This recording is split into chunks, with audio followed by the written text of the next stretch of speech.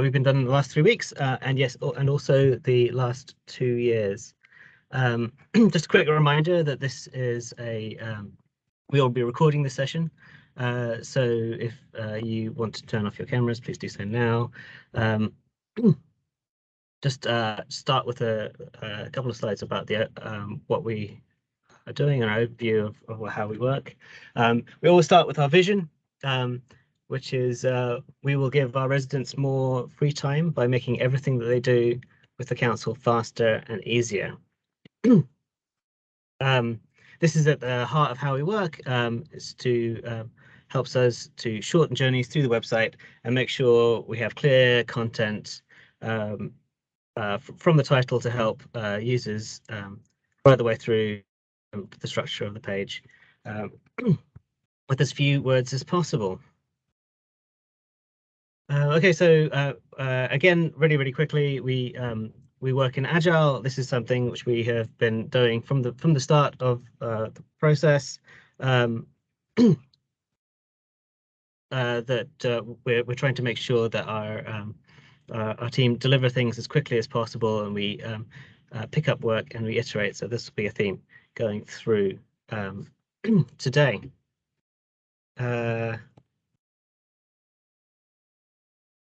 So welcome to our last show and tell. Like I said, we're going to go through what we've been doing in the last 3 weeks, which is closing down the remaining things that we have been doing, and just go through some of the stuff which we have outstanding, and then a little bit of a summary towards the end of where we are after the last 2 years of work. We'll cover the final work that we've done. We'll have a quick look at the pensions microsite, which Sally will be going through. Greg is going to talk to us about the remaining forms and how we're moving some of that information. I've got a quick summary on the technical development, and like I said, a summary towards the end. And Kara is going to talk about what's next after this show and tell, and how we're going to be moving things forward after that.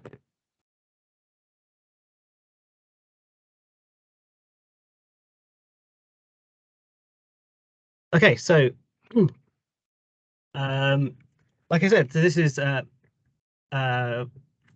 mission completed. We have migrated all but the final few pages of all our legacy content over. All of the information pages are now moved over. When we started migration back in 2019, we noted that the County Council website had more words than Tolstoy's before War and Peace. And we've successfully rationalized all of those words, well, and most of them, and met with almost every single service during this time to discuss the pages and migrate over what people need based on user need. We also reviewed all the legacy district sites, which in a lot of instances had duplicated information, and more often than not, the same service did things in a different way, so in multiple different ways. So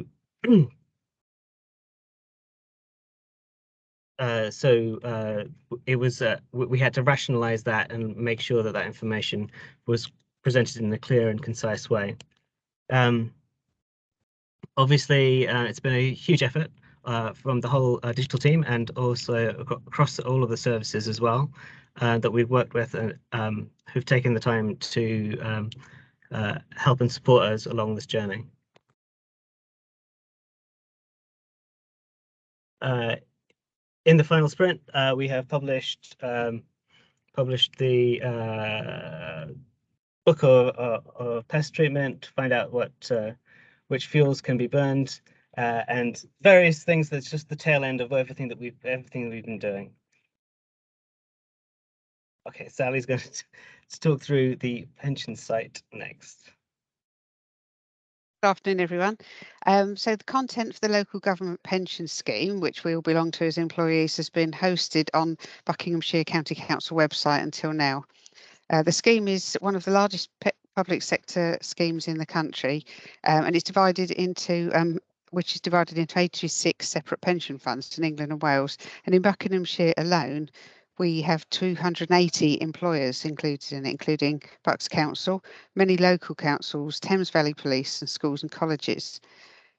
These employers account for over 80,000 members, and these are split into members who are currently paying into their pension, not paying in but have benefits building up, or they're retired and they're receiving their pension. So if I could have the next slide, please, Colin. So we've been talking to colleagues in the pensions team for some months about the content, and it's become evident that a microsite linked to the Buckinghamshire Council site was the best solution. This is because the site contains a great deal of specialist information, but also that the content is not relevant for the majority of the Buckinghamshire residents who are using it. So Colin worked with Torchbox to build the new microsite for the LGPS, which includes all the functionality of the Buckinghamshire Council site, and added a news section because this was an important requirement for the pensions team. The layout of the microsite means that information can be easily divided between employees and employers, so it's easy to find what you need. And the featured blue box, which is shown at the foot of the screenshot here, allows us to highlight the My Pension Online portal. And this enables users to view documents and get pensions estimates, which in turn should result in fewer inquiries to the pensions team. The pensions team's taken this opportunity to reword and add content for members who are paying into their pension, and they'll be reviewing the remaining pages next year. So the site will be published by the end of this month, and it will be the final content area to be migrated from the Buckinghamshire County Council site. Thanks very much.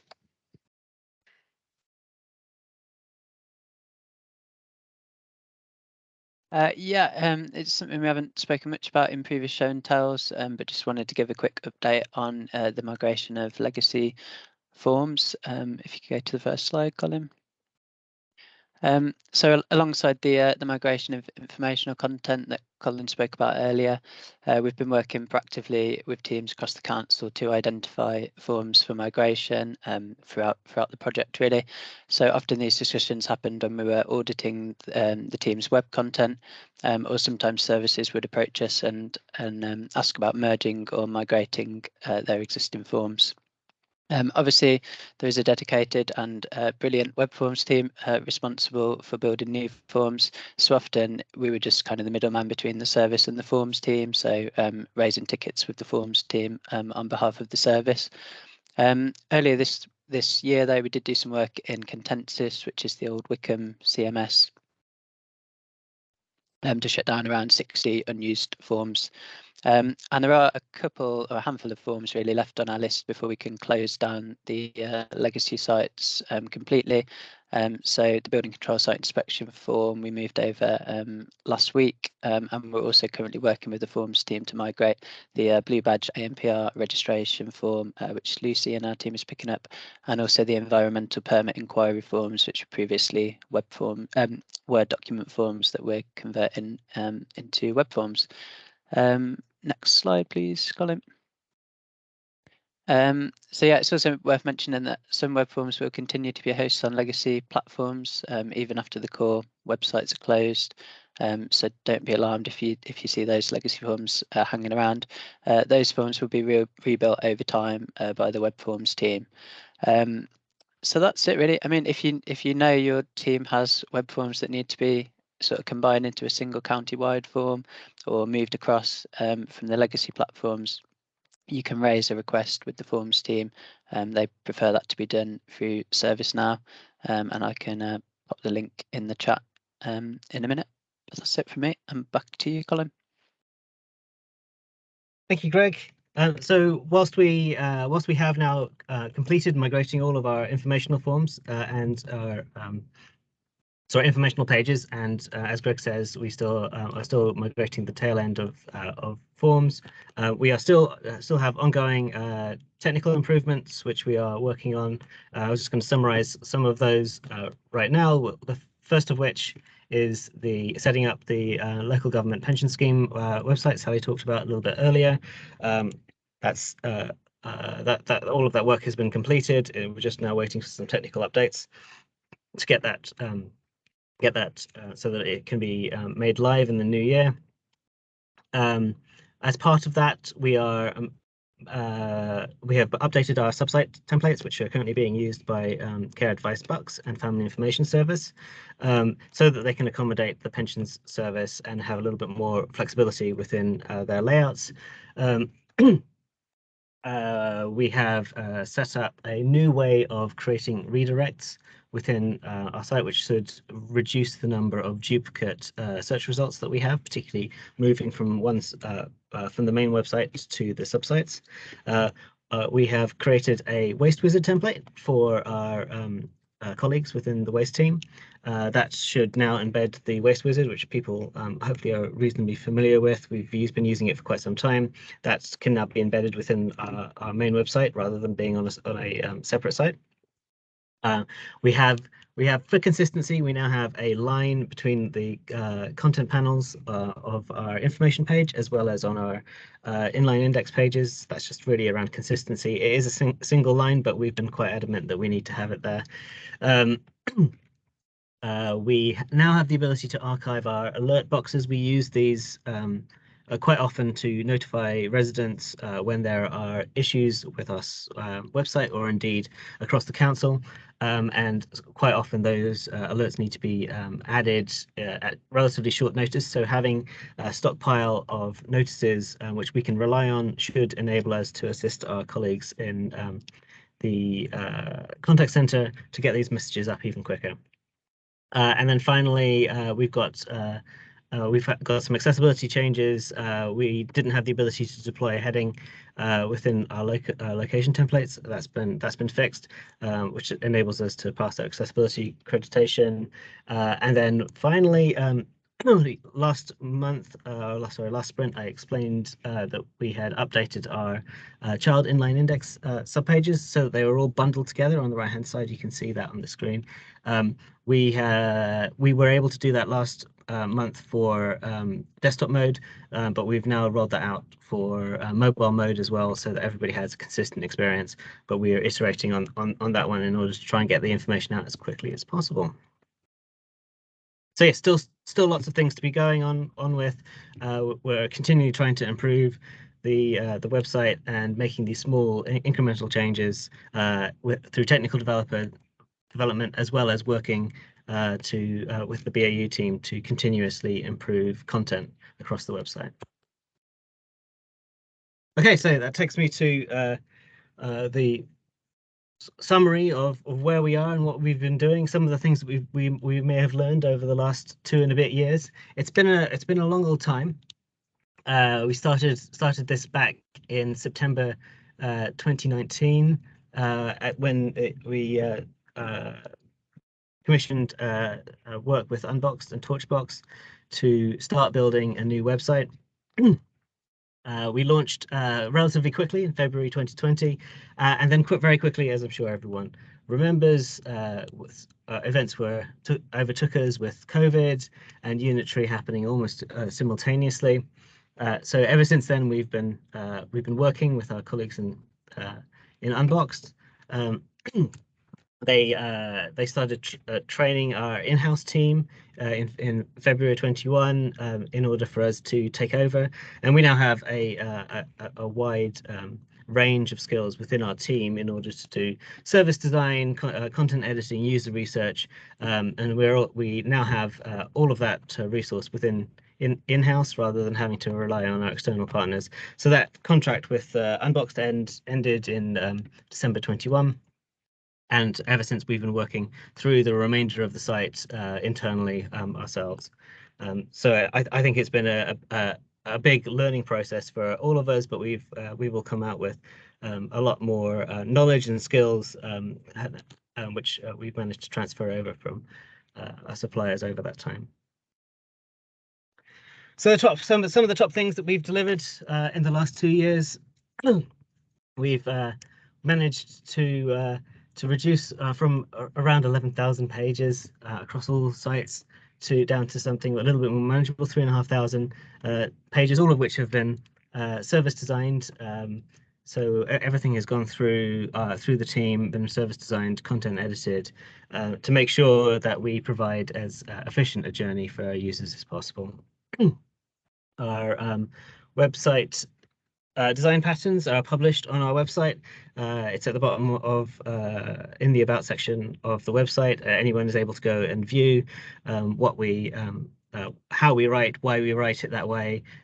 All of that information is available. We're able to provide that to suppliers when they're creating new sites, and we're also able to use that information to train up new colleagues when they start within the organization, so that everyone has a consistent way of working. We have created long form templates, which are designed to present information as policies, and instead of using PDFs, we are now able to produce policy information in HTML. There's always more that can be done in this area. We'd love to be able to do more graphs and templates, but currently we have limited graphs, but we have that functionality now, so that the majority of PDFs can now be converted into HTML. We have various different templates. We have news, events, and campaigns, all designed to make promotion of the website clearer and easier for our comms colleagues.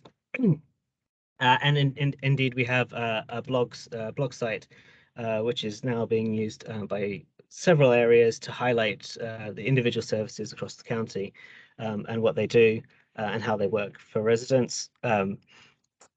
We have location templates to find, which are map-based, so that people can find things across our websites, and then the inline and step-by-step templates to cover long and multiple processes. We often have this. We have this across all services, where people have to do one process, wait for a little while, and then move on to another process. And these inline and step-by-step templates guide you through in a step-by-step way, so that people don't get lost along the way. Finally, we've got managed to improve search by bundling those child pages together. I think that's made a huge difference, particularly for some content which has got lots of information, like transfer testing. By bundling everything together, people are able to get to the beginning of a topic rather than someplace in the middle. And then we've got some work, a lot of work that we've done in order to make sure that we are compliant for our cookies. Everybody has to accept the cookies before we will deploy anything for them, and that wasn't always the case. So we're now compliant with our cookies, and our accessibility is as good as I think we could really expect. We have 2 issues left within our accessibility, and we work really hard to make sure that everybody has the same access to our website as possible. So yeah, a lot of things that we've done.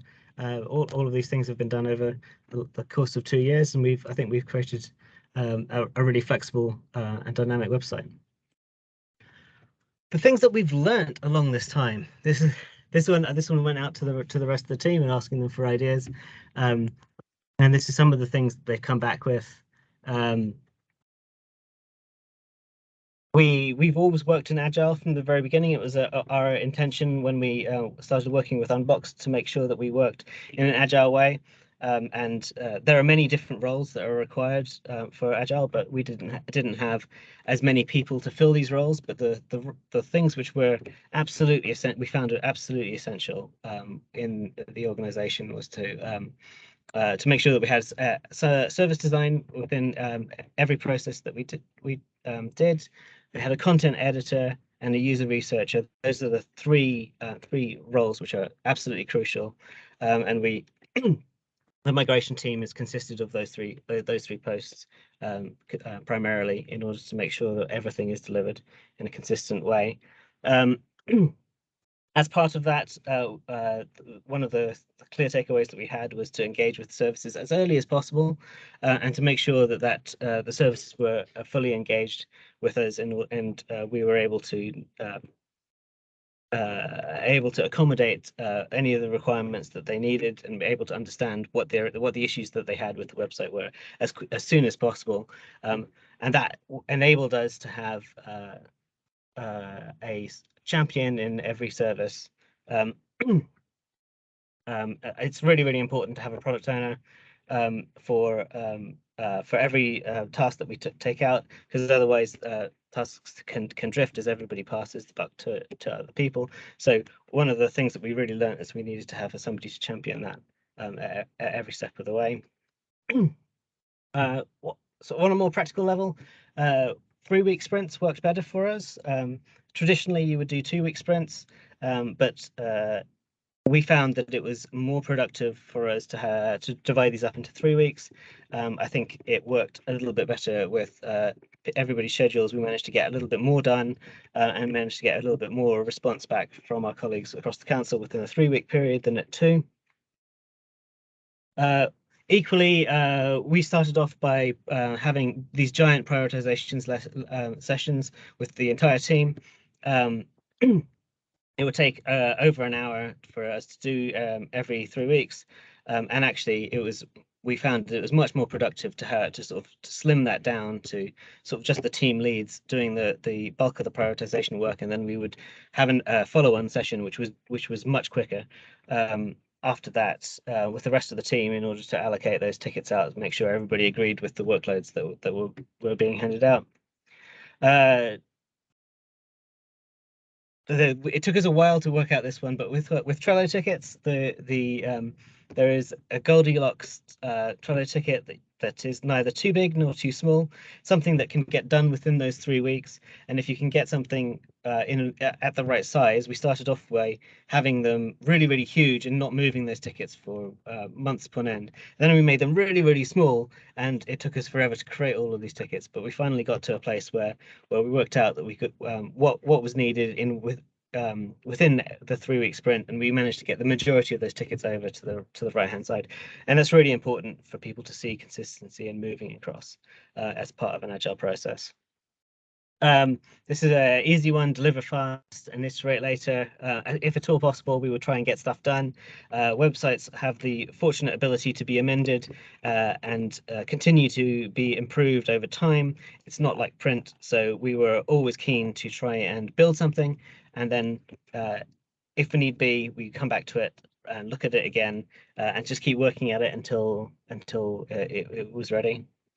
Finally, last two, we've got work in the open. So I just talked about our web design patterns. They're all published on the website.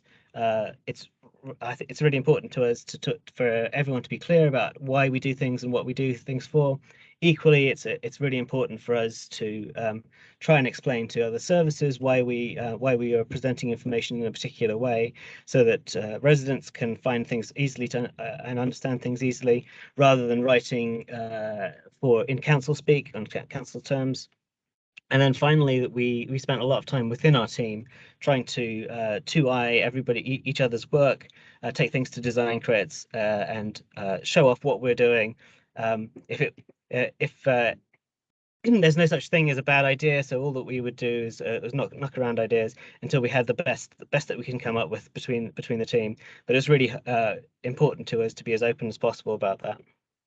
And then finally, this is something that I learned as part of our technical development, is if you can prototype something first, it's a lot faster and easier to knock around before you start coding. As soon as we hand things over to developers, we don't have in-house development, so as soon as you start handing things over to developers, they will follow you quite literally and do exactly what you said to the pixel sometimes, and it's much better to have all of those conversations beforehand before they start coding, because developers are expensive, and if you're not careful, you use up all of your development time and not have anything to show.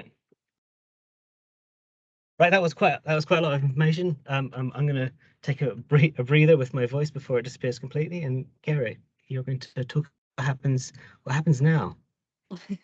Okay, thanks. Great. Hi, my name's Kira and I'm one of the content editors. I've been working on the migration project.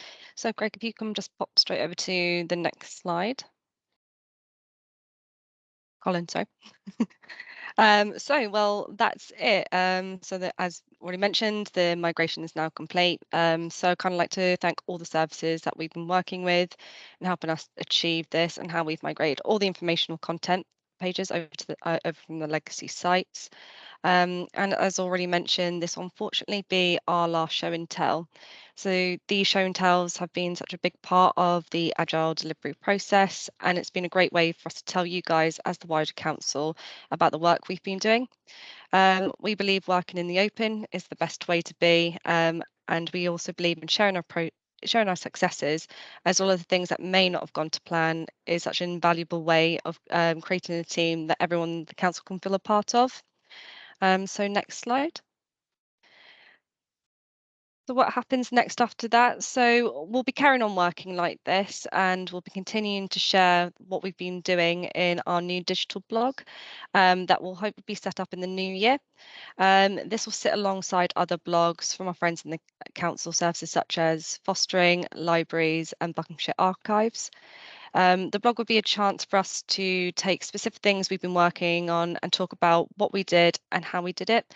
And it's kind of a way for us to measure our success of it. We'll be talking about things like general content design principles, including new or evolving design patterns and templates, form building and the importance of designing digital forms and design patterns, digital forms as a seamless process for residents from a web page. Our user findings, where we can hope to talk to residents about new pages and the website's journey we've created to help iterate and improve our pages. So we really hope you found our show and tells interesting and informative, and thank you for those who've joined us this week and also all those that have dropped in when you could and I have asked questions really. So I think it's back over to you, Colin. Yes, it is. Very, very quickly, I wanted to make everybody on this call aware about our Christmas content freeze. We do have, we will be operating limited Christmas cover over from the 23rd of December to the 2nd of January. Just so that everybody's aware that we will have limited staff, obviously, over that period. Content changes may take longer than normal. Usually we try and turn these things around within 24, 48 hours, but we may have more limited cover during that time. However, emergency updates are still available if there is a crisis or something along those lines. We are still available through the business continuity plan. Our colleagues in comms have our contact details in order to make things updated. This is really just a quick message to wish everybody Merry Christmas, but also to say that we will have limited cover over that time. And then finally, oh my goodness, I missed the dolphins. So to say thank you, as Kara says, for everybody who's been involved over the last 2 years. It's been a huge effort from everybody, from our working with our external partners, Torchbox and Scroll, to working with nearly every service within the council who have made time to work with us on the new content, and most importantly, of course, to everyone within the migration team. As I say, unfortunately,